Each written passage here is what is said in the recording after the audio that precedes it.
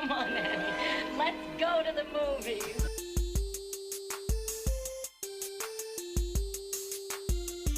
This is the Cinereelists episode 565.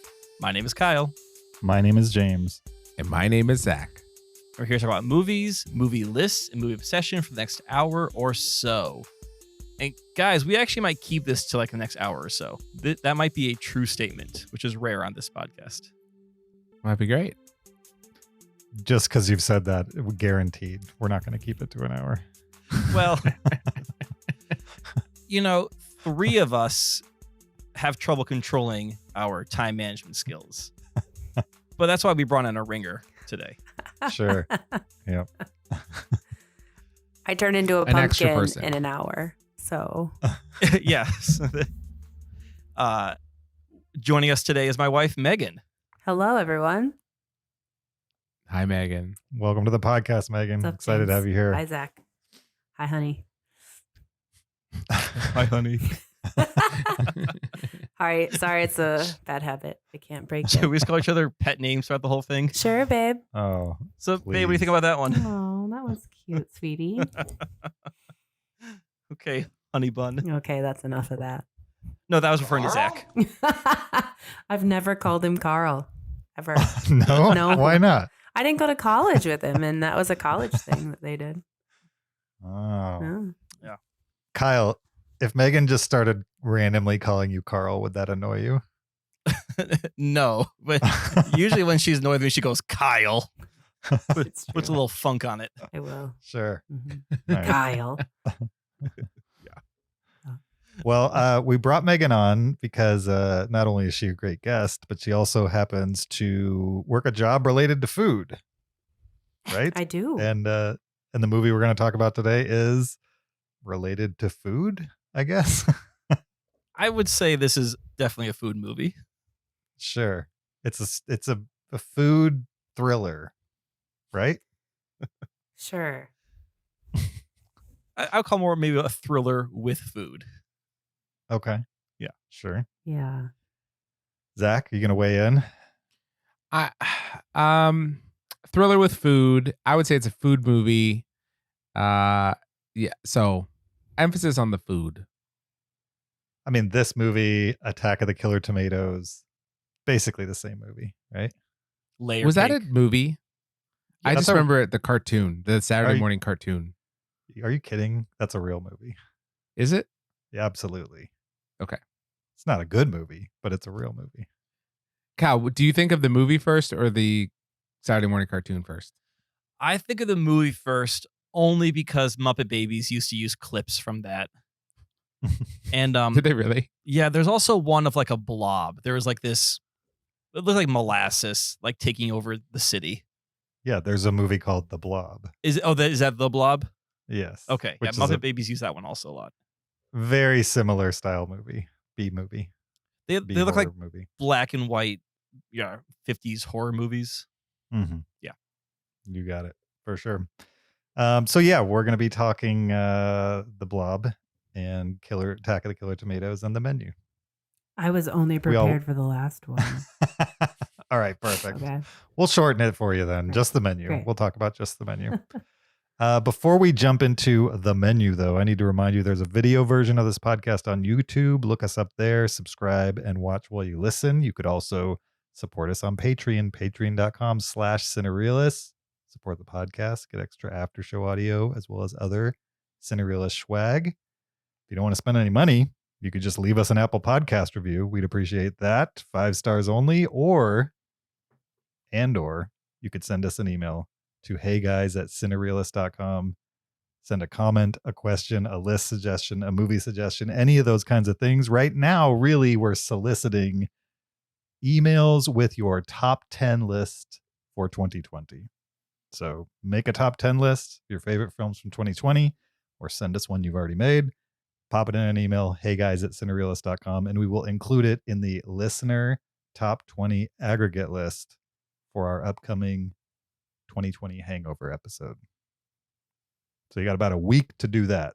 So if you're not going to do it right now, make sure you do it in the next 7 days or so. All right. Countdown starts now. Writing it on my to-do list right now. Do it. Perfect. Told you guys, we're- she's a good time manager here, so we'll be fine. Perfect. We're going to talk the menu here in a minute, but I think like any true food related worker, we're going to start with an appetizer. You sure I don't are. know how to transition That's a this. good segue. What would you consider yourself? A food related worker? I'm a pastry chef, and like any good Food pastry worker. chef, I'm prepared and I'm organized and I like rules and Sure. time management because bread has its own schedule. Souffles Sure. rise when they want to. Do you ever watch that Netflix show Sugar Rush? I think I've watched that one. There's so many of them that I'm not really sure which one I've watched or not. Is that the one with Sure. Christina Tosi, or is that different? No, I think there's like one host and they rotate the other two. Okay. As a dude, and they have like 8 hours to make insane cakes and stuff like that. Dear. It was good. Okay. I'll check Yeah. that one out. Megan, can I ask a question? Sure. What is the most fancy thing that you could bake without any recipe in front of you and without being able to measure anything? Oh, goodness. So you'd have to eyeball all the ingredients and you don't have a recipe. What's the highest caliber thing you could pull off? Oh, I bet I could make ice cream. Ice cream. I bet I could make caramel. So, how about a caramel sundae Okay, nice. That's great. with That's a some great fruit answer. on it? Maybe. Sure. Nice.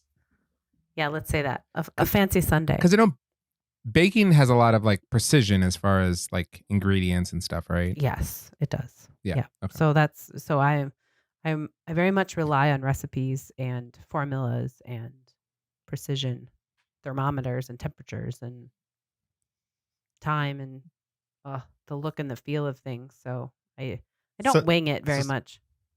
That's what I was going to say. It doesn't sound like you wing it and don't measure things. I mean, Yeah. I'll taste something that needs a little more salt, or that needs, a little bit more vanilla, or, that's a little dry, or this needs some more sugar or something like that. But Have you Sure. seen the guy that has tattooed concentric circles on his hand? So he can Yes. just like measure things on his hand? yes, I think that's really cool because you do like a teaspoon, Yeah. a tablespoon. And I was like, how accurate can that really be? And then he actually does it with like a teaspoon. I'm like, wow, I might have to think about that.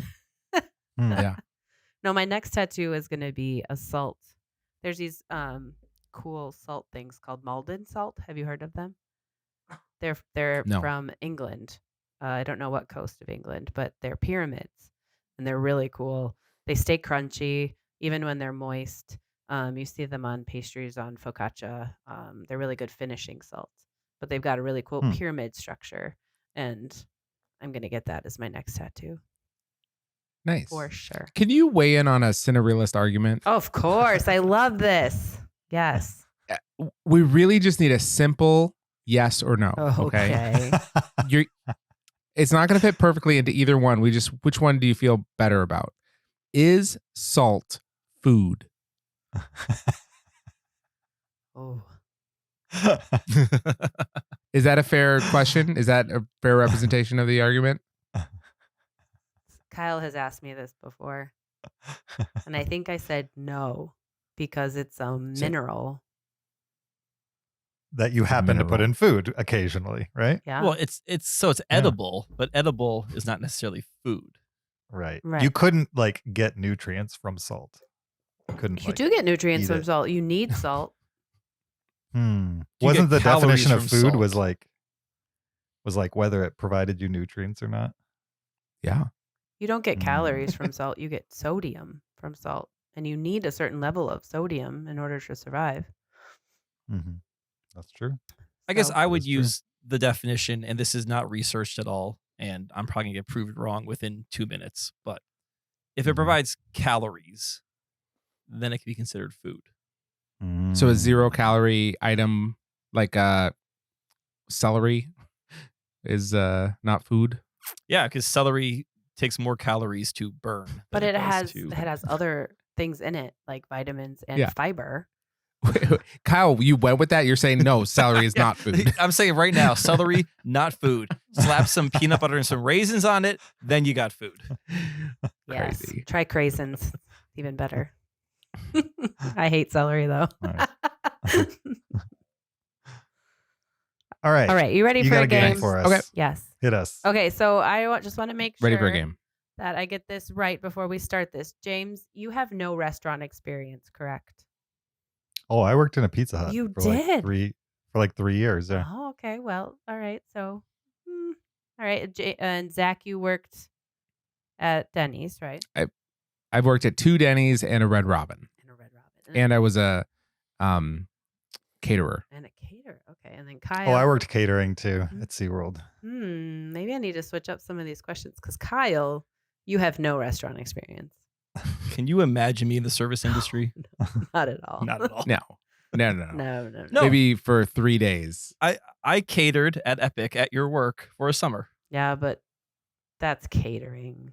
I didn't have to interact with people. No. Yeah. You didn't have to put up with people. You don't have to put up Oh, there would be no putting up. I would be a terrible waiter. It would be awful. Yeah. Think No, about I mean I would be a good waiter, as in I can take your order and here's your food, and then that's about as far as our relationship goes. right. There would be no witty banter or anything. Or complaints, like Smiling. tough. There's Just no smiling, Not no. gonna happen. No. Okay. Can I see the chef? No, you may not. Okay. Well, I'm going to keep my questions where they are. So the way I structured this is each of you will have 3 questions and you just get to answer them. There's no, there's a right answer. But I want you to answer them. You can get points for creativity.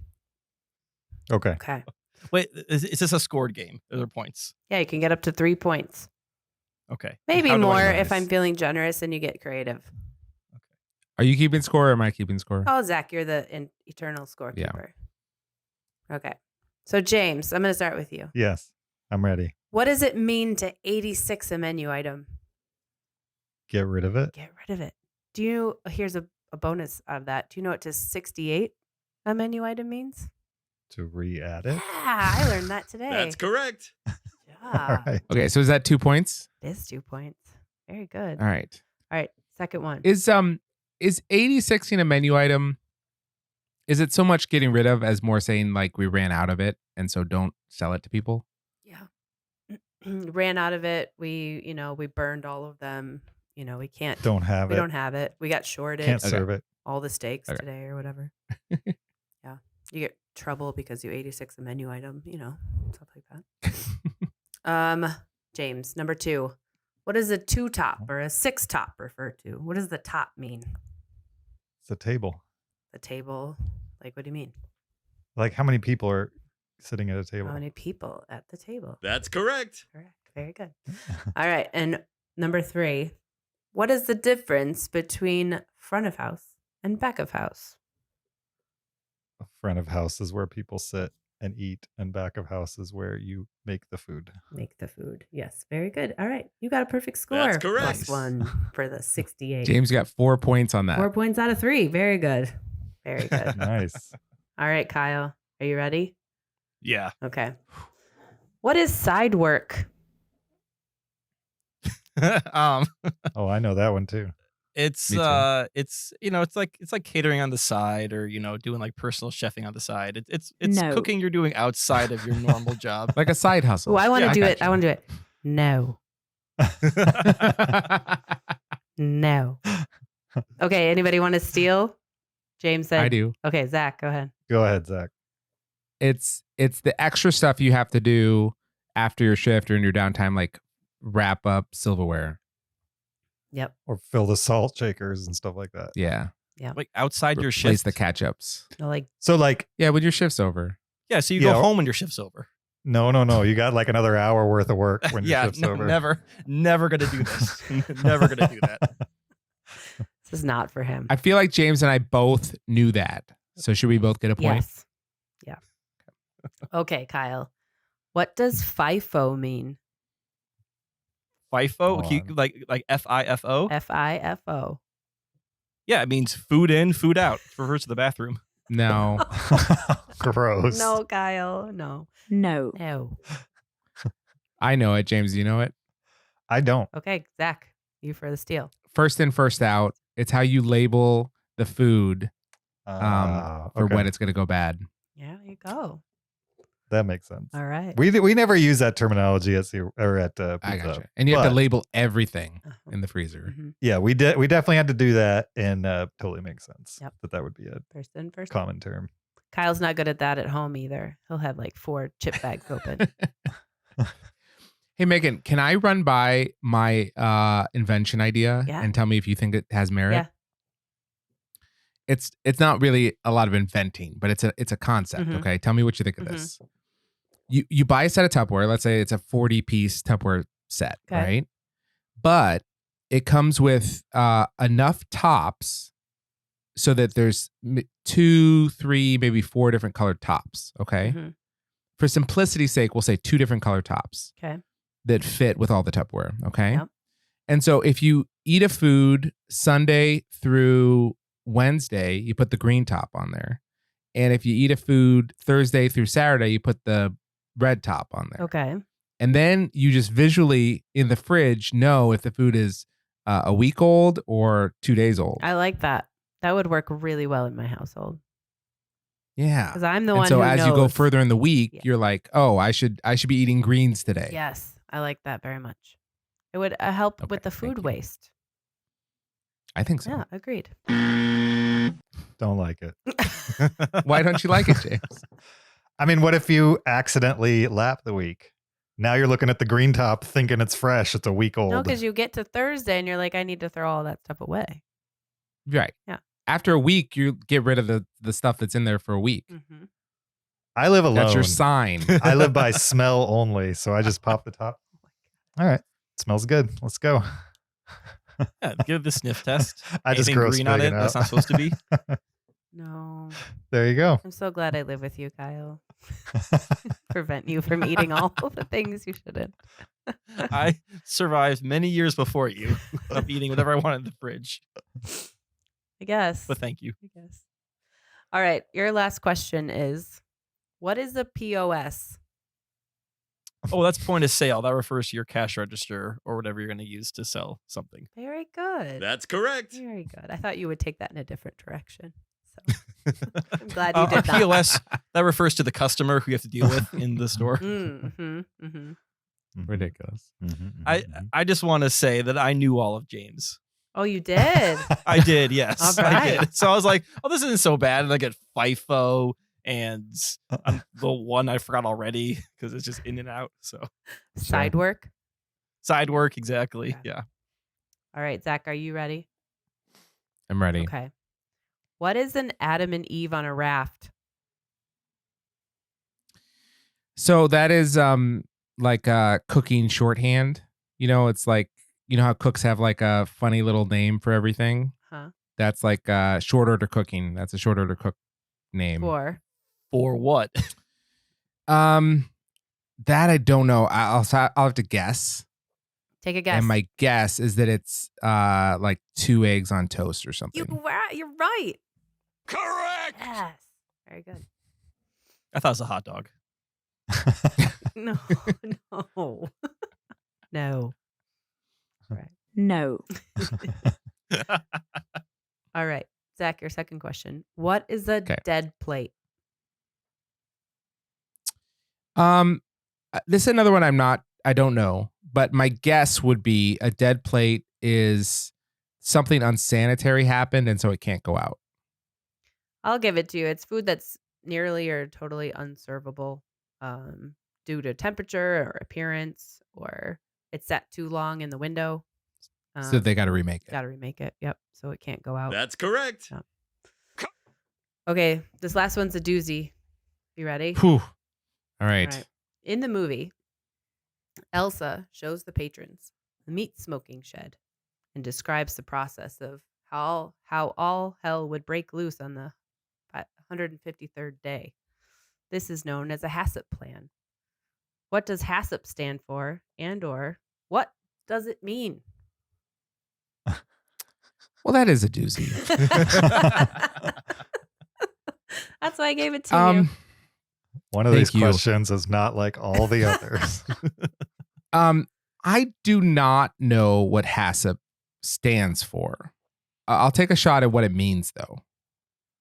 Okay. I think probably bacteria is growing in the meat, and it needs to age out and die before it's safe to eat. And so there's a kind of a danger zone of bacteria timing that like you absolutely do not want to eat that meat, and then after that you're safe. Yeah.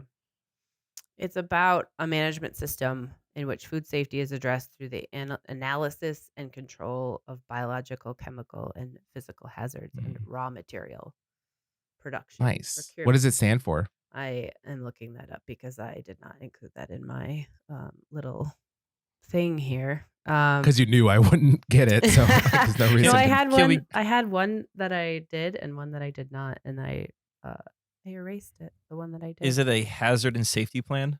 hazard? Is you gosh, what does it stand for? Hazard analysis and critical control points. That's what it stands for.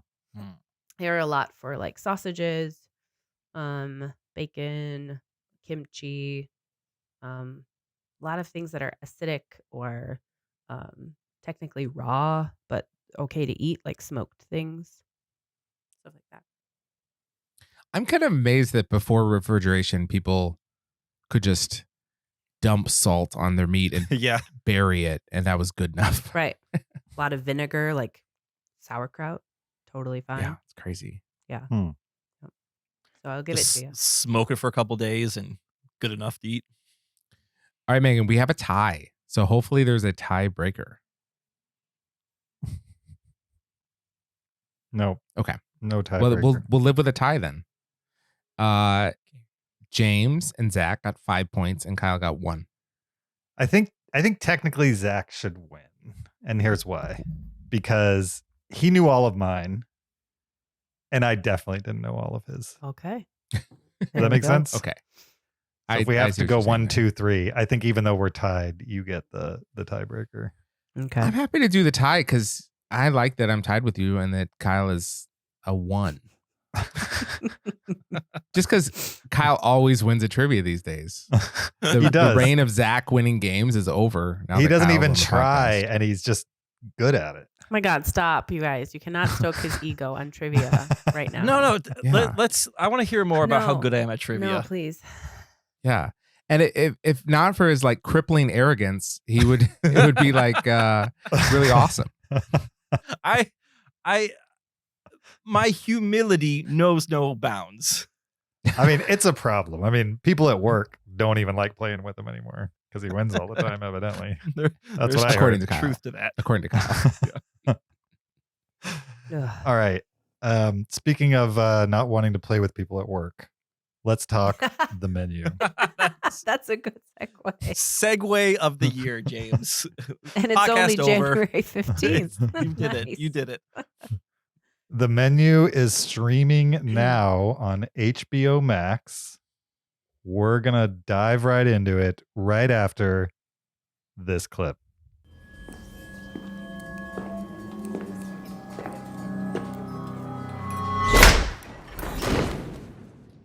Good evening. Good evening. Hello. Welcome to Hawthorne. I'm Julian Slowick, and tonight it'll be our pleasure to feed you. The curtain rises. Over the next few hours, you will ingest fat, salt, sugar, protein, bacteria, fungi, various plants and animals, and at times entire ecosystems.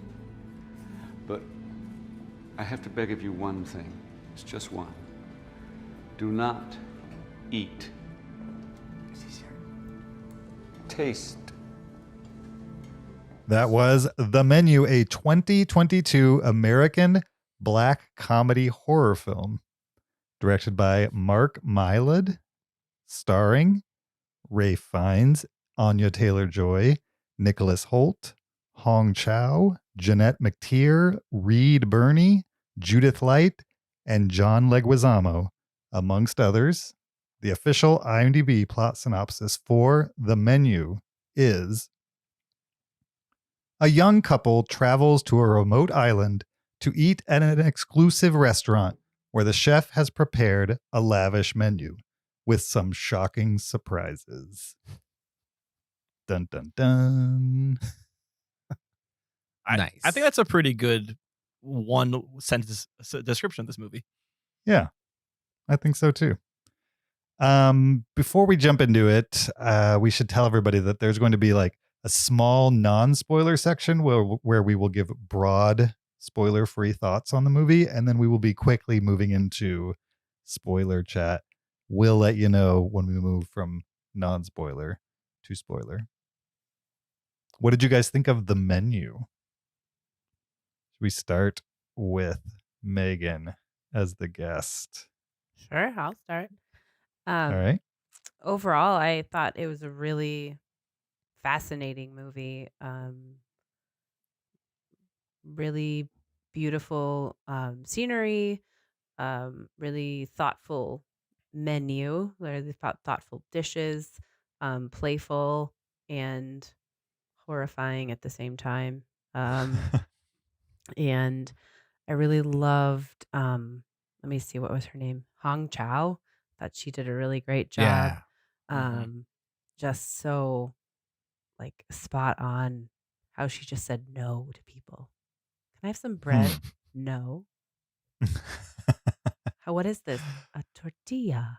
I loved her tortilla. It's a tortilla. It's a tortilla. Deliciosa.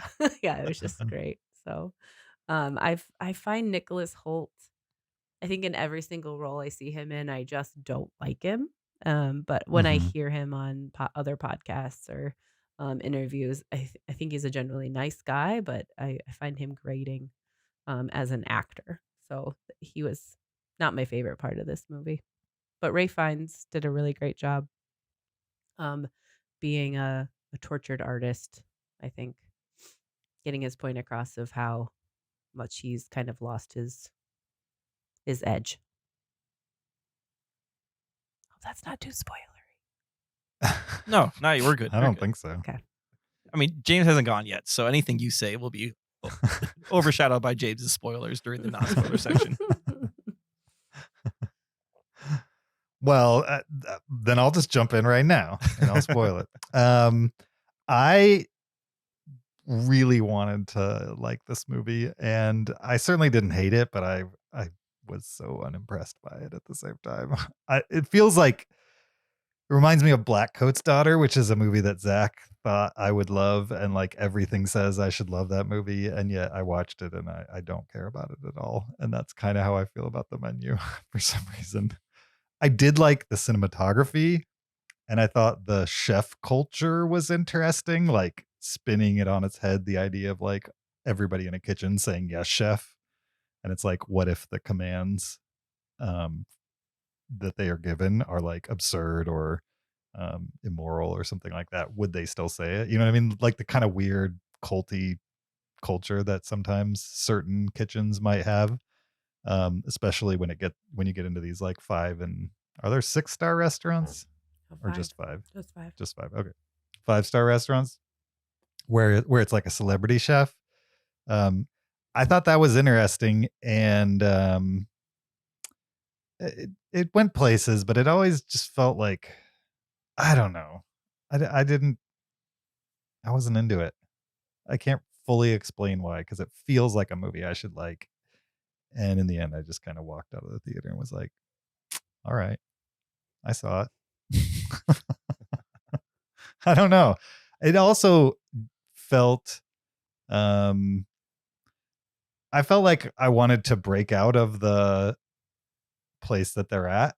And the movie never really, in the end, doesn't go there. There's a moment in the movie where they break out a little bit, but I don't know why I wanted that, because it makes sense that they stayed there. But I did. What did you think about it, Zach? So I enjoyed it, I think. I liked it. I've liked all of the food, like kind of fine dining element to it, because I did feel like that was authentic. I think some movies would kind of, I don't know, have a little bit less emphasis on like an authentic food experience and instead want to tell more of a horror thriller kind of a thing. But it did feel, it was the sense of going to like a, you know, a Michelin rated restaurant, like with their different courses and stuff. And every, you know, everything had a theme to it. And like, I liked all of that. You know, I'll be honest. I thought this movie was about something else when I saw it. I was expecting to hear during spoilers what Yeah. you thought it was about. Yes, I thought it was going to be a different thing than it was. And so I was waiting for that and it never happened. But I did like some of the characters, especially what was her name? You know, that you mentioned, the tortilla girl. That was great. Elsa. Yeah, she was fantastic. I loved the different connections and loyalties that different people had to different people and all that kind of stuff. There are a couple of minor reveals that like I wasn't expecting and I liked and that kind of thing. So yeah, overall I enjoyed it. It wasn't like my favorite thing ever, and it never got truly bonkers, I would say. It kind of felt restrained most of the time. But yeah, that was fine. I enjoyed it. Kyle? So yeah, I had seen the trailer for this movie several times. So I kind of had an idea of what one of the major themes was going to be going into it. Dealing with, yeah, we'll get into that later. But it also surprised me by giving this whole critique of food culture, of the celebrity chef culture that you mentioned, James. And I think that's what kind of pushed this into really like territory for me, where I was surprised by this movie, not by, like I said, not by the major theme, but there was those smaller themes that really brought me in.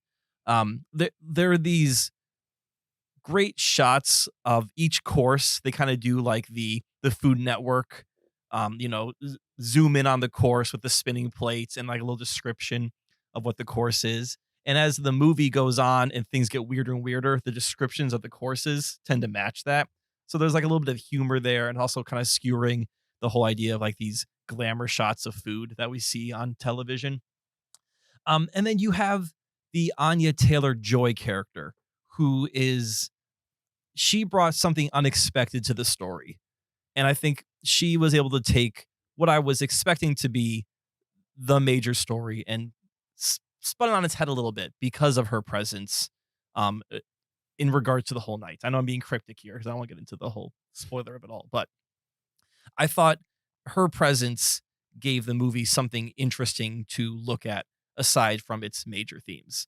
So I was expecting one thing, and I got what I was expecting and then some, and I ended up really enjoying this movie and really enjoying watching it.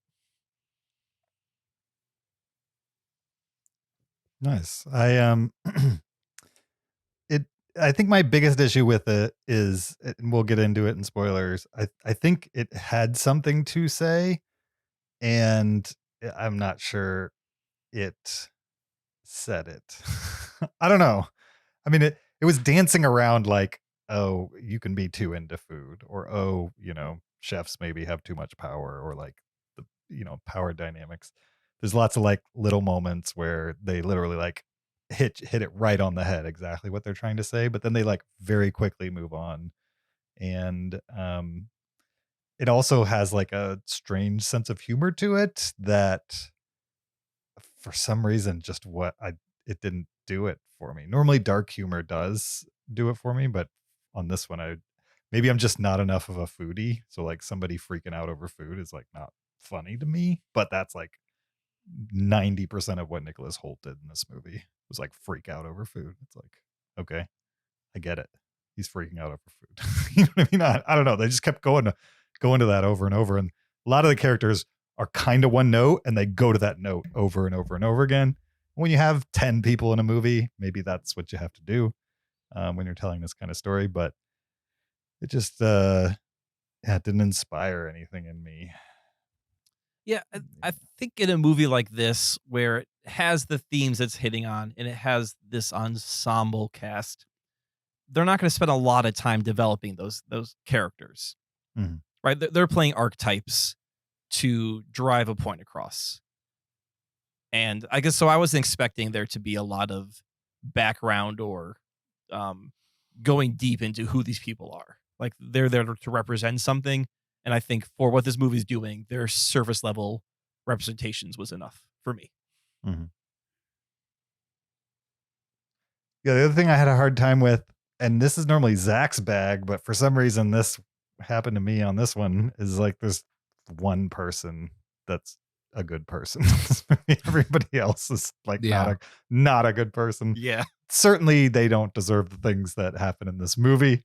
But it was just kind of like, all right, who's to like here? And then the one person that you're given permission to like is kind of like acting odd by design. We'll get into that. And so it was kind of later in the game where you're kind of allowed in enough to like that person and kind of root for them. And I think the movie had lost me by then. I would say John Leguizamo is also a good person. There's nothing really objectionable about him. I mean, sure, he's not like a jerk or like a scumbag, but he's arrogant and into himself.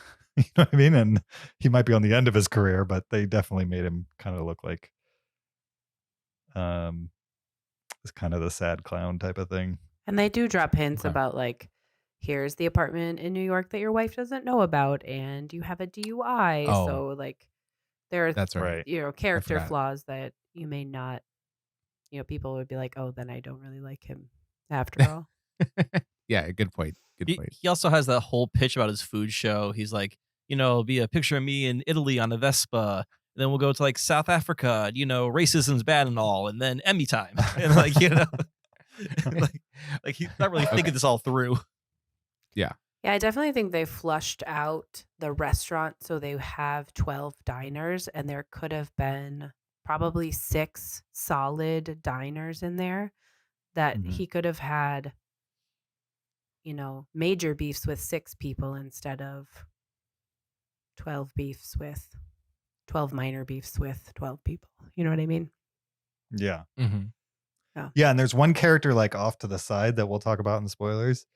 I didn't fully understand. I understood why that person was there, but I was just like, all right. By the end of it, I was like, okay, you could have cut all that. Would have been pretty close to the same movie for me. Right.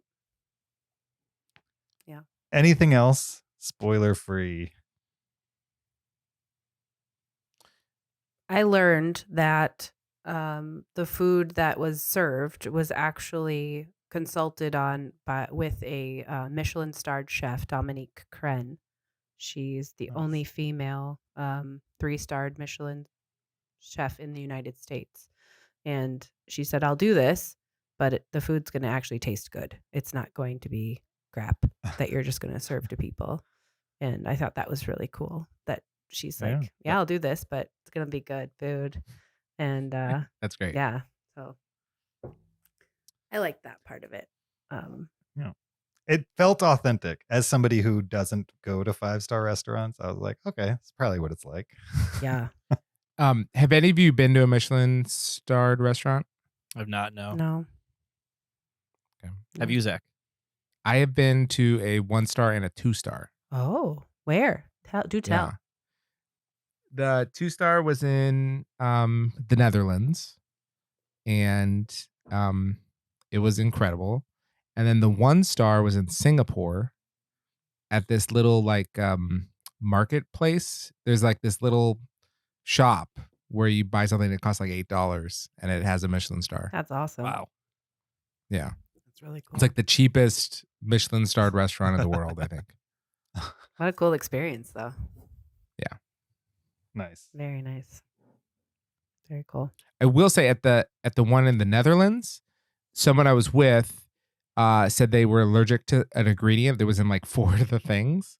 And they completely remade those things in a different way for them. And it was also fantastic. That's awesome. They like had no qualms about that at all. It's good to hear. Cool. Yeah. All right. Let's jump into spoilers for the menu. Before we Can do that, we- though, we're going to give Letterboxd rankings. 5 out of 5 stars, half stars count as well. What are you guys going to give the menu? Because I'm giving it a 2.5. Megan? I'll give it a 3.5. I'm going 3.5. 4 stars.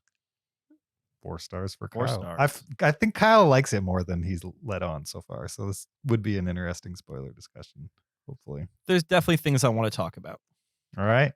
Well, we are officially in spoilers right now. So if you have seen the menu and you want to hear spoiler talk, just keep on listening. If you haven't seen the movie, then you should probably pause it right now and come back after you've seen it and listen to this spoiler talk.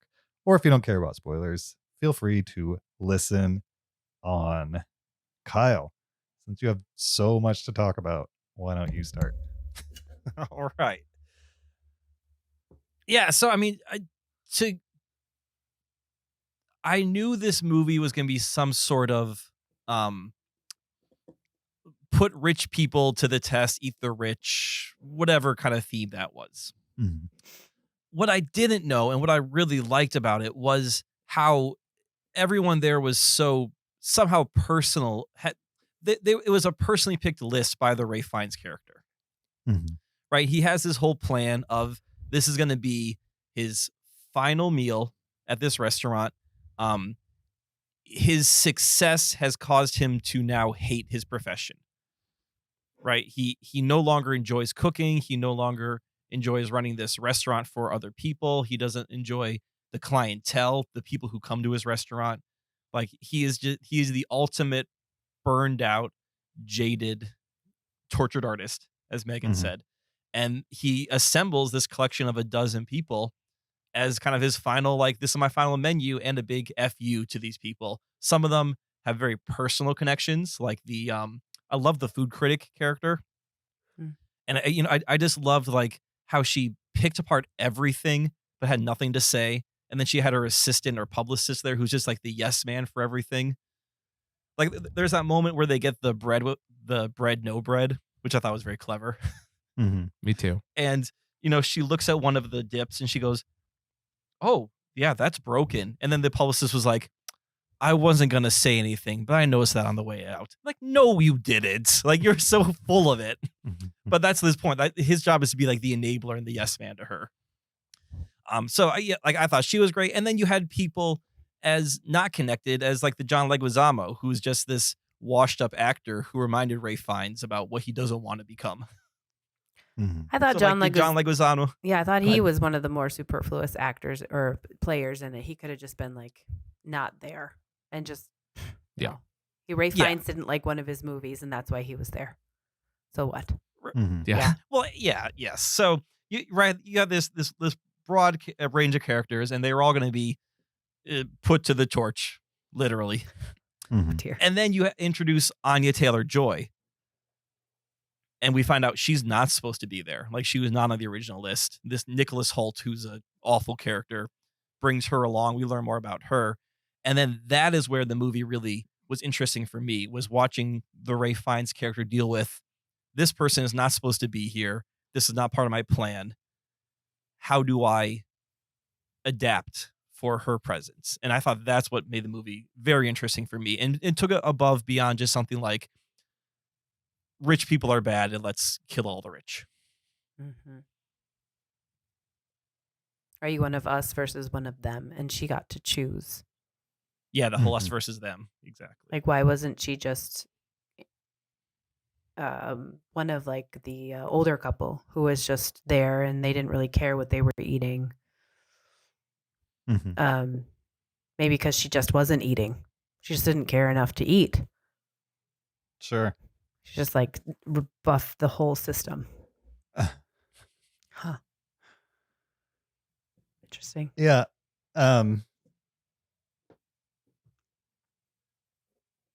I thought that this movie was going to be cannibalism. I thought he was going to feed them people.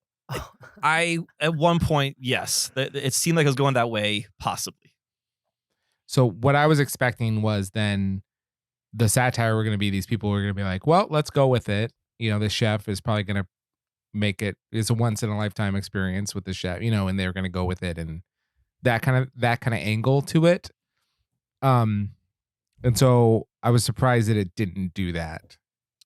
But that's just because my expectation going in. They did kind of go with it at first. Like your first kind of shocking scene is when that sous chef commits suicide. Mm-hmm. And people are reacting differently. And like the food critic, you know, she's like, no, this is all a show. This is part of it. And then like even leans to her assistant and goes like, I think he's doing this just for us. So there was a little bit of like, how far will these people follow this guy before they realize something crazy is happening here? And they got 4 courses in before they started to like realize something is off. And you mean these people as in the diners, not his employees. Yeah, I mean his employees are completely different though. I mean they did die for their chef. Yeah. And I thought, I mean, you and I were talking about this a little bit, Megan, because I was like, is that believable that you would find people who would be that loyal to a chef? And I thought you had some interesting insight into this. Oh, absolutely. You think Nicholas Hoult was kind of that diehard foodie, and then you get into culinary school or anything and you want to be that successful, and you know, get under the wing of one of these famous chefs, and you get accepted to work at one of these famous places, and you will do anything to be accepted. And it takes you in very weird places, weird, harmful. It can be really great places, depending on the chef. But in this situation, it was a very dark place that they got taken. And I thought there was a very large staff for the amount of diners that were there. In the kitchen, there was a lot of people. Understandable for the amount of touches on the plate, but like the amount of people in the dining space. There's people at the door and people are just standing around. Like there did not need to be that many people. I just kept looking at that like there's too many people here. Yeah, there was like a seemed to be cook people for every who were like person. in charge of garnish. Like, is that a station? Like someone who just puts the flowers on the plate? Yeah. Mm-hmm. Okay.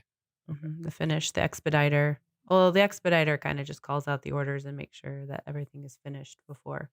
But yeah, finishing touches, make sure it looks nice. Mm-hmm. I think this movie would have been a little bit more interesting for me if the chef was a little bit less like crazy and more like righteously angry. Do you know what I mean? Like he's just kind of like way too obsessed with himself and his thing, and anyone that slighted him like deserves to die. And he's, you know, this whole thing is just a megalomaniacal thing. But if he was like no, this is like the one thing I can do to better society kind of a thing, kind of an evil guy, I think that would have been more interesting. Like if he was like, you people at the diners, the world is better now that you're dead. Yeah, because you weren't necessarily rooting for him because he was just as like crazy. Mm-hmm. And granted, even once he realized that Anya Taylor-Joy was not on the original guest list, he wasn't going to let her go. Like he talked to her and said, "You're still going to die. Are you going to die with us or with them, though?" Yeah. So yeah, he's not a sympathetic, crazy chef to that extent. It was interesting, like how he talked to his employees too. Like it was a very interesting dynamic in there. Like what you were saying, Zach, it would be interesting if he was more on the mean end of things, but he would say, he would be doing the things like, you know, plating in 5 or, you know, be giving directions like, and they would say, yes, chef, those sort of things. But he would say, all right, friends, or kind of creating this community and this almost cult-like aspect to it. that we're all sort of in this together and we're all going to live and die together. But in real life, you're going to have a mean chef that's going to bring you down and going to be like, I need that food in 5 minutes, plating in 5. And you say, yes, chef, not all together. Mhm. Yeah. At least not in the restaurant I worked at. Yeah, I don't think the chef you worked for was like, okay, Megan, now can you do this for me, please? Right. About the guy that committed suicide, Mhm. for that one course. Yeah. I just want to say I read a history book once, and in it there was a story of this like Japanese warlord who had 2 soldiers who were like dying. They were like 70 and super old and like on their deathbed. And when an ambassador was coming, he had them dress up like soldiers in his normal army. And then he told the ambassadors, like, my men are so loyal to me, I could tell one of them to jump off and at this bridge and kill themselves. And they would do it. And he says, you. And he told them both to jump and kill themselves. And so both of these old people jumped and killed themselves on the bridge just so that the ambassador would believe how loyal the whole army was to this warlord. And I thought that was a really cool story. It's probably not true, but I thought it was a really cool story and reminded me of this scene. It's not true, but Ari Aster will use it in his next feudal Japanese movie he's making. Mhm. So the Nicholas Hoult character, right? And he's this ultimate foodie who takes the joy out of food because he must learn everything, which I thought was interesting. That, like, I don't know what's necessarily wrong about learning about the process. I think that he was arrogant about the whole thing, but I don't know how. I mean, was Ray Fiennes like, because you learned about the process, you took away the mystery, the magic of my work? Is that it? Maybe you're diminishing what I do. I'm not going to be important for people if they can do this themselves, sort of thing. Maybe. Of anyone there, he deserved to die the most, I thought. Why? Nicholas Hoult. Well, Yes. because he brought Anya Taylor-Joy. Is that why? Exactly. Yeah. He brought a completely random person who he knew was going to die. Yeah. Just because he wanted to go. Yeah. And I feel like there's also a slight commentary because I assume she was an escort or some sort of sex Right. worker. So there's a slight commentary too there about, like, I can pay you to do whatever I want, including die. So he is forced to cook a meal in front of chef, right? Like, because chef's like, oh, you think you're so smart, cook me a meal. And that is actually a reoccurring dream that I have. I have this dream that I sort of open my eyes and I'm on Top Chef, and then Padma just says go, and I don't know what to do because I just appeared there. So I make a grilled cheese sandwich, and then during judging, Tom Colicchio comes by and he looks at my grilled cheese sandwich and looks at me and just goes, "You're on Top Chef," with this sound of disappointment that I made him a sandwich. So, watching Nicholas Hoult have to cook in front of this celebrity chef, I have at least mentally been there in my dreams. Mm-hmm. I will say that Kyle makes a really good grilled cheese sandwich. If I was going to have to make anything on the fly, it would be a grilled cheese sandwich, however. And he would probably win. Yeah. What does he make better, grilled cheese or French what's toast? that breakfast food? French bread. Yeah, French toast. Zach, you can't ask me that. They're both so good. French toast. You guys keep going, guys. French toast. I'm going to say What does Kyle make awfully? That's what I want to know. chili What with does he- cloves. Yeah, that was one of the worst dishes I've made. Don't let him near chili or cloves. He'll put them. No, let me near chili. Yeah, I he make a makes great really chili. good chili until you put cloves in them and then destroys them. I was experimenting with spices, and clove is not a spice you want to put in your chili, as we learned. Cloves is something used sparingly all the time, and then you put a tablespoon in chili, and oh boy, A tablespoon. mm-hmm. It was inedible. Sure was. Sure was. What do you guys think the themes of this movie were? Like, you definitely have like an anti-wealth Yeah, anti-wealth. slant, right? I think there's also a criticism of foodie culture. Okay. A criticism of chef culture, right? Yeah. Okay. What Yeah. else? A criticism of, I mean, this has to do with maybe anti-wealth, but of like gatekeeping of food and Okay. how, you know, because this is like a $1,200 meal or something like that. Sure. And, you know, Zach, you found the $8 Michelin star restaurant, but that was obviously an outlier within that world. Mhm. Maybe a criticism of food criticism, or the idea of like, you know, talking about food or judging it, I guess. I don't know. Mhm. Mm-hmm. What else? Reaching the top of your art. I don't know if that's a criticism, but Well, reaching the you know, top, like- and does it actually make you happy once you're there? sure. Yeah, would you just consider Ralph Fiennes' character a sellout in the fact that he's like making high-end food for rich people? It obviously does not make him happy whatsoever. Yeah, I No. mean, I think I understand why the movie plays out the way it plays, obviously, like with all those themes, and I think there's a couple more too that were, you know, mixed in there. I just, and I know it's supposed to be a little absurd, but if you're Ralph Fiennes and you want to make all these points, what's the deal with killing everybody that follows you?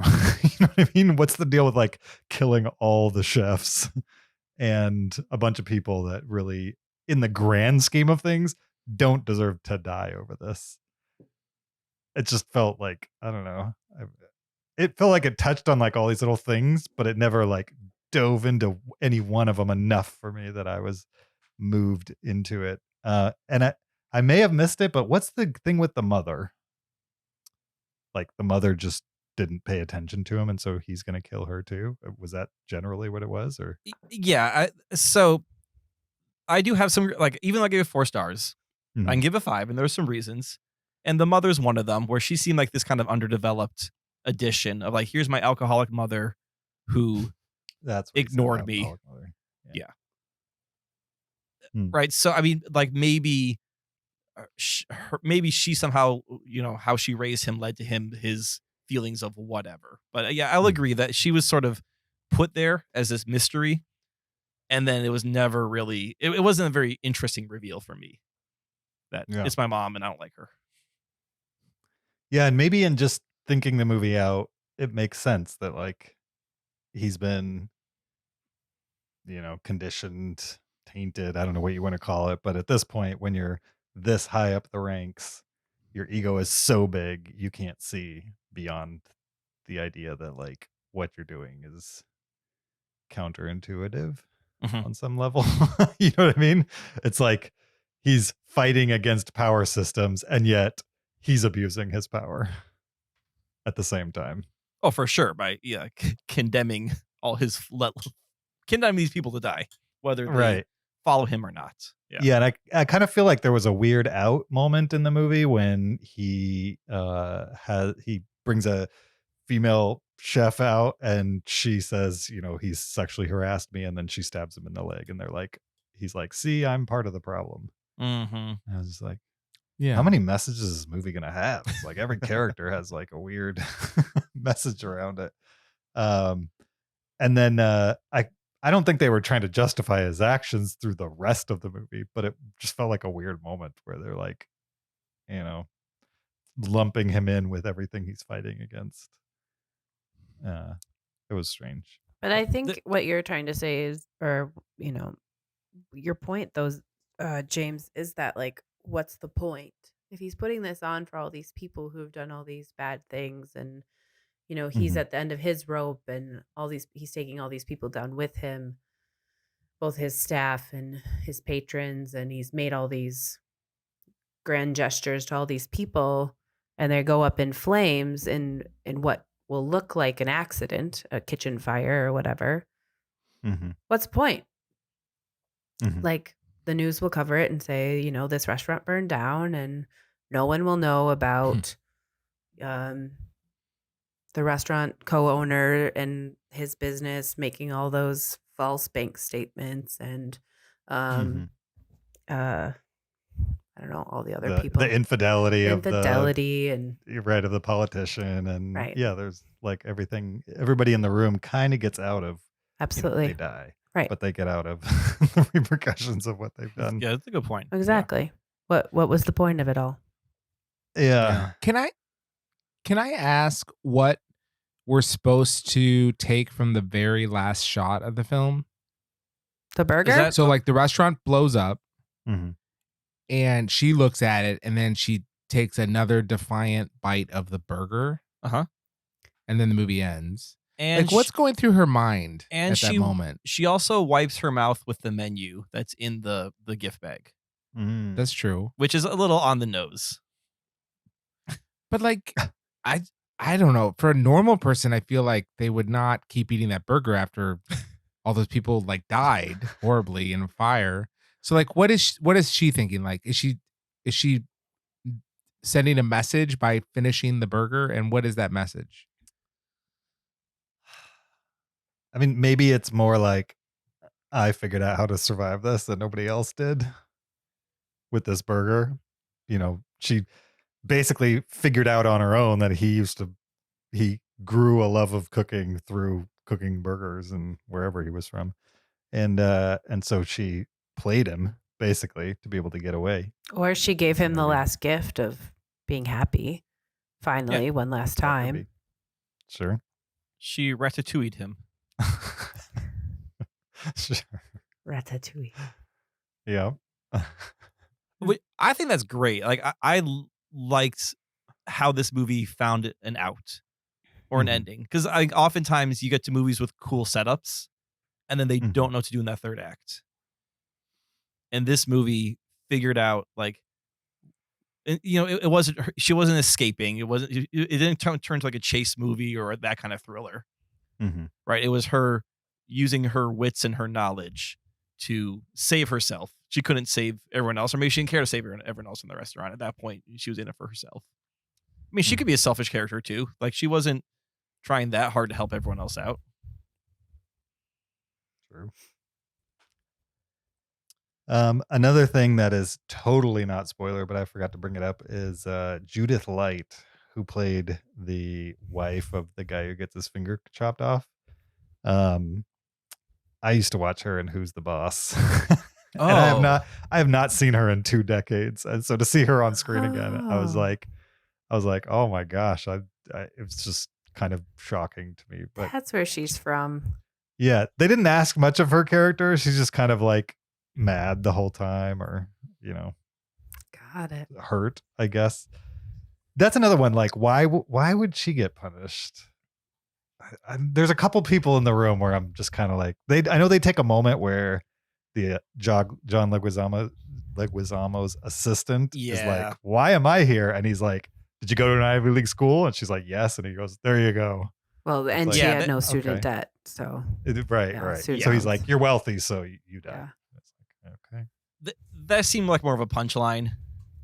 I mean, maybe she's really good academically and got a full ride scholarship, and that's why she has no debt. maybe She was also stealing money from Johnny Leg. that's true. Was she? Mhm. Yeah. I don't remember that. Yeah. All right. So, I mean, I get the impression that everyone was researched there, so I don't think she wasn't there by accident. Mhm. So, not that anyone's death was justified in this movie, but Mhm.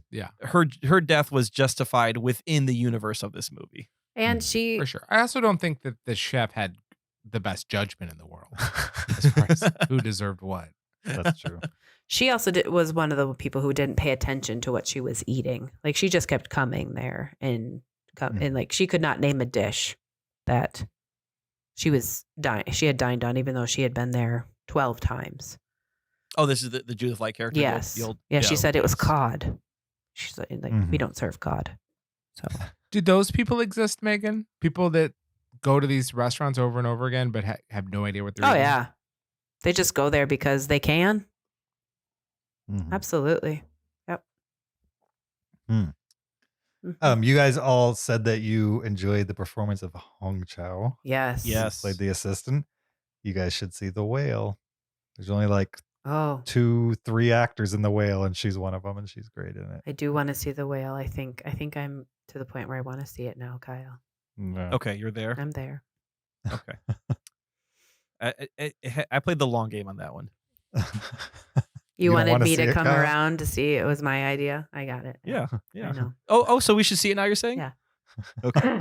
No, I've been really interested to see it.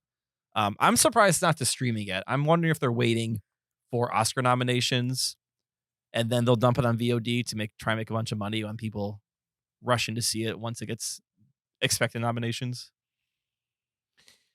Could be. But You guys, waiting on that one for sure. we got to talk about this burger. Okay. The burger. We got to talk about the burger. All right. We got to talk about what you and I did after we saw this movie, but you should talk about the burger first. Okay. It related to the burger. Related to the burger. No. We went and had burgers at our favorite burger place. Yes. No, we did. No, the burger in this movie was so good. I was like, Megan, we need to go get a cheeseburger Yes. as soon as possible. As soon as possible. Yeah. So the next night we went to the Village Green and got a burger. It was so good. Zach, have you been there? Burger. Village Green? Yes. Okay. And is it not the best burger, at least in the Madison area? Best burger in the Madison area. Yeah, for sure. If it's not your birthday. Oh, Nitty Gritty is not nitty good. gritty. Oh my. Come you on, like Zach. gritty burgers? Hold on. I didn't say anything. I just said if it's not your birthday. Well, yeah, you guys can read your own prejudices into that. Where else do you get a burger or a free beer on your birthday? you I don't need know. that free beer with the nitty gritty burger. It's so dry. What location are you going to? Any of them, they're all crap. Anyway, back to the burger. I want to talk I about the do love Village Green. plausibility of a restaurant of this caliber having American cheese on site. Don't All think right. it's feasible that they would have American cheese. Just laying No, around. I just don't think it's plausible. So like 5-star restaurants don't serve American cheese. I just what don't you're think saying. they have American cheese. I also don't. There's no reason they would have a hamburger bun. Right. That too. Why? That's a very specific bun. Right. Especially because they have no bread in their bread course. You get no bread. Breadless bread course. Yeah. Yeah. But he clearly has a lot of respect for American cheese. Yes. He's like, it's the perfect cheese for its meltability yet, you know? Yeah. Yeah. That's funny. That was a good looking burger though.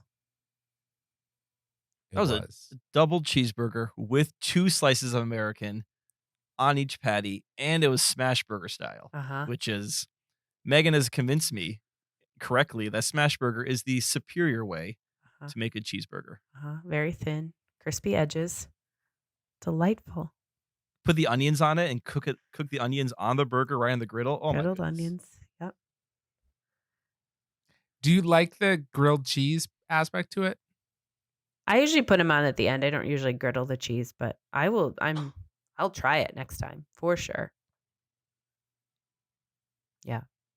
So that's what I just needed to talk about, the feasibility of having American cheese and burger buns on site of a restaurant like that. Is that why it's a half-star drop for you? Yes. The implausibility of American Yes. cheese. Everything else didn't bother you, but it was the American cheese and the hamburger bun on site in this murder restaurant. Yes, and way too many staff members. It made sense for me for all the chefs to be there, like all the sous chefs who followed him. But then he had what looked like henchmen. He had Oh, like yeah. bodyguards and Like stuff security. like that. Yeah. Yeah, and I was like, how do you convince the henchmen they need to die also? Right. Yep. Like, they'd be like, nah, man, I'm good. You can just give me my paycheck and I'll take the boat out of here. Right. Yep. Totally agree. I'm never I'm g- seeing. Go ahead. I'm never going to look at a s'mores the same way again. For sure. Kind of ruined it for me for a little while at least. The mushroom shirts I thought that actually made me laugh. That's maybe the only thing I laughed at in the movie. Like of Other the than of the- the s'mores. The mushroom vest. Yeah, the Marshmallow? not mushroom, marshmallow Marshmallow vest. Yeah. And the That's good. hats. I like the little chocolate caps. Those are clever. I love that they Ridiculous. like plated the floor, around them. I thought That was- that was really It cool. was beautiful. Mhm. Yeah, the top Yeah, view for was sure. was great. Mhm. Yeah. I like that Felicity or the John Leguizamo's assistant like licked her finger. Licked her To cap. taste the chocolate. Like, Because you would imagine that would be perfectly tempered chocolate. oh yeah, why not? They probably have a chocolate tempering machine in that beautiful Megan, kitchen. You're being a real Tyler right now. I'm sorry. I'll stop. Kyle, I'm seeing that Kelly Reichardt's next film showing up. Kelly Reichardt being the director of First Cow, First which you liked a Cow. lot. Which Megan has never seen. And I think as a pastry person, Megan would really like First Cow. I think she would too. Just watch it on a night you got coffee or something like that. Because it's slow moving. This one stars Michelle Williams and Hong Chow. Oh, Oh, okay. Hung Chow, up So and she's- coming. Between showing up, The Menu, and The Whale, she's showing up in all kinds of stuff that I either liked or am interested in or was middling on. Who's that movie reviewer? Gene Shalit. That's who you remind me of sometimes, James, when you go for these puns. Really? Yes. You're like, and this 2023, no one's showing up like Hong Chow. I mean, Gene Shalit would literally write like every sentence was a pun. Oh, yeah. And, It was and then great. in bold on top. Yeah. Sure. Is Gene Shalit still around? Or is he done? Ooh. Zach, what do you think? Gene Shalit, dead or alive? Alive. Megan? No idea who that is. James? So dead to Megan. Dead to Megan. I think he is dead. Okay. Gene Shalit is an American retired journalist. Oh, okay. Alive. Still alive. He's 96. 1926 he was 96. born. Wow. Think of the things that 96. he's seen. It's amazing. He's seen a lot of movies. Never seen a razor. He's seen the inside of a movie theater. Do you think Gene Shalit saw Babylon? At 96, I don't think No. he's really going out much. Okay. Maybe he streamed it. He's waiting for streaming on that one. Yeah, I think Okay. so. All right. Anything else for The Menu spoiler talk? I have a tangent. Zach was thinking Okay. that this was going to be a cannibal movie. Mm-hmm. And I saw a movie called Fresh some point in 2022. Sure. Did any of you see it? I haven't, but it's on my list to see before next week I when we do our top 20s. I swore up and down that I saw this with Kyle. I swore. Mhm. And he swears that he did not see it. I have not seen this movie. I remember you talking about watching it. And Wow. I don't know why I watched this movie by myself, but it is a cannibal movie. Sorry if I spoiled it for you, but it's a cannibal And- movie. Should I watch it between now and when I make my list, or should I not bother? Do you like cannibal movies? I think I've only seen maybe 3 in my lifetime. Do you like which horror sounds movies? like a lot, but it's not really a lot. But you like horror movies. I like the horror movies that I watch. I mean, give it a shot. Okay, If you hate it, 45-minute rule it. sure. It probably has a good Rotten Tomatoes score, or else I probably wouldn't even be considering it. I don't know why Um, I thought to watch it. Like, I really thought this is something Kyle's like, let's watch this. And he didn't even, How I don't know why I watched it. So weird. how fresh is fresh? The answer: 82%. Really? Thank you, Gene. No problem, Carl. All right. Anything else? Anybody changing their letterboxd ranking? Anybody going up or down stars? No. I'm Maybe sick by lots of- 4, but I think you guys had compelling arguments. I buy why you gave the ratings you gave. Great. I Good to hear it. have questions. Okay. 2 questions for each of you. They can be quick. All right. Okay. What is a meal that you cook that makes you happy to cook? Sure. I make chicken burritos that are about 250 calories. I make them 8 at a time. It feeds me for many meals. Nice. And it's basically a Chipotle burrito. Like it's somebody reverse engineered a Chipotle burrito. That's only 250 calories. Right. Nice. And not a Chipotle like 900 It's calories. smaller. It's smaller. Because Chipotle burritos, like, there's really no reason to eat a whole Chipotle burrito in one sitting. I absolutely will do that. But if you're trying to watch your calories, 250 to 280, somewhere in there for a meal, we'll get you through lunch. Okay. Zach? For holidays, my family always made Swedish pancakes for like special occasions. And so now I do that with my family. And my kids love it anytime I make Swedish pancakes.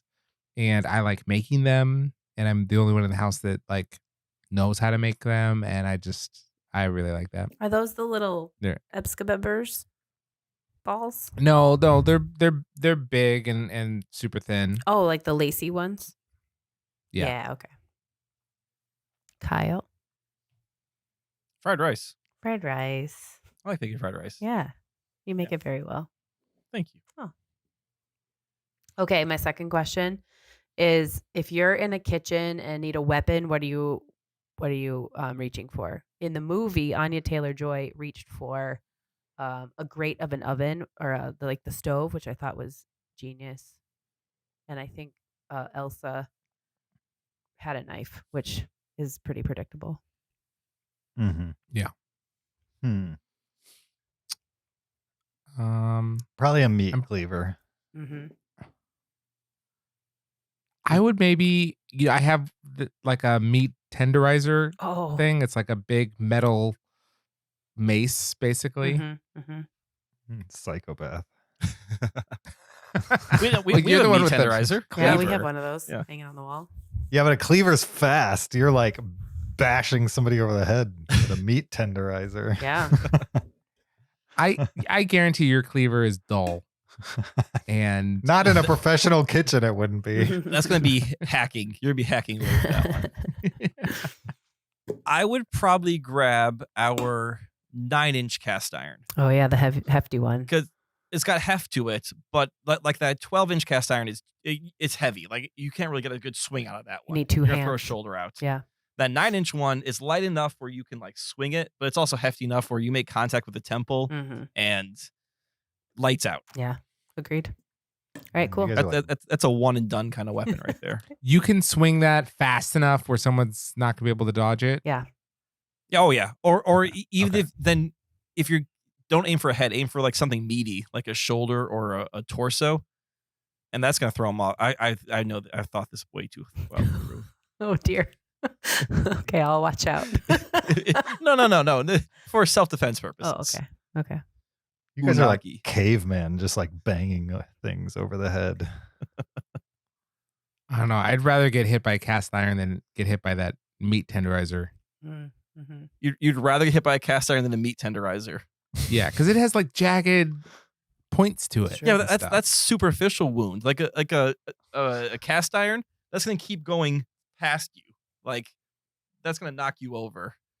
Well, so is this thing is like heavy metal and light, so it's getting hit by a police baton. We can all agree that no one really cares about James' dull meat cleaver, right? Yeah, That's because our it would be least the most concern. effective. We don't even need to continue this conversation because it would be the most effective. Megan, I'm gonna flip that back on you. What would you use as a kitchen weapon? Oh man. In our kitchen? I like the idea of the grate of the stove, like taking that Mhm. off and like whacking somebody because that's light enough, but it's got edges. Be hot. Uh-huh. Plus, if you have oven mitts and it's like a hot grate, Yeah, that could do Oh, some yeah. damage, like Home Alone style. Yeah, I think I would use that. Yeah. Would this movie be better or worse if when Anya Taylor-Joy and Elsa. Hong Chow were Yeah. fighting in the kitchen, it just got John Wick style, like Oh. Bourne style, and they're just like grabbing everything off the walls, and That would be cool. like no explanation why they're kung fu fighters, but I would have liked it. okay. Yeah. Secret kung fu fighters. secret kung fu fight in this movie. Yeah. Zach, better or worse? I mean, more fun, but worse movie. Worse movie, but more fun. Okay. Agreed. Yeah. Agreed. It probably would have gone up a half star if that was in there for me. Just for the unexplained kung fu kitchen fight. Sure. Okay. I would have been into it for sure. Would this movie have been better or worse if it was a musical? Oh, Worse. Worse. Way worse. Way worse. Yeah. Definitely. I mean, if it was a musical, what would be the emotional slow song? Like, would it be Ray Fiennes singing about how he's lost all passion? Oh, Taco Tuesday. That would be a emotional slow song. I don't know. Taco Tuesday could be like the fast jumping song. Oh, maybe it was the sexual harassment, men running away could be the emotional slow song.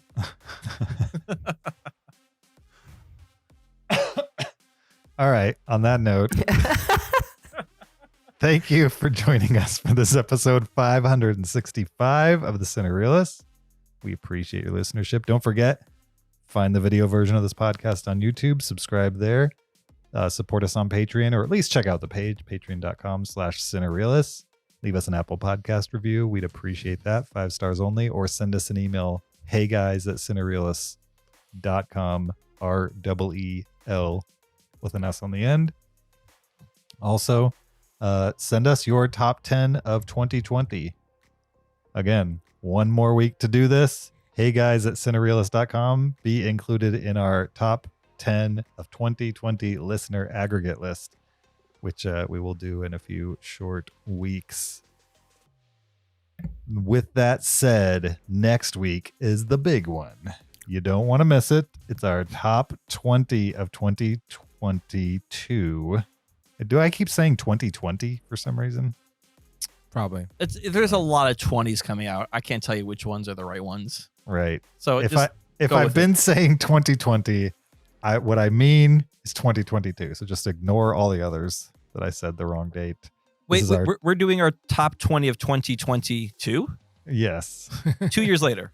Right. Okay. Also. Exactly. You got it.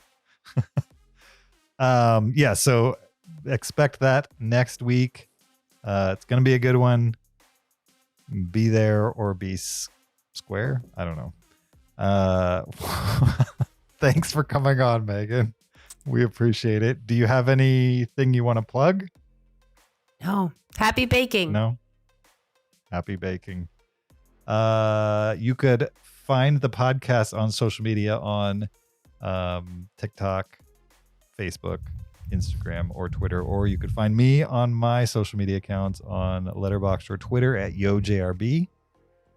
You can find me on Twitter and Letterboxd at Shaban. You can find me on Letterboxd at Peter SKB. We'll see you guys next time. Until then, keep it cinereal.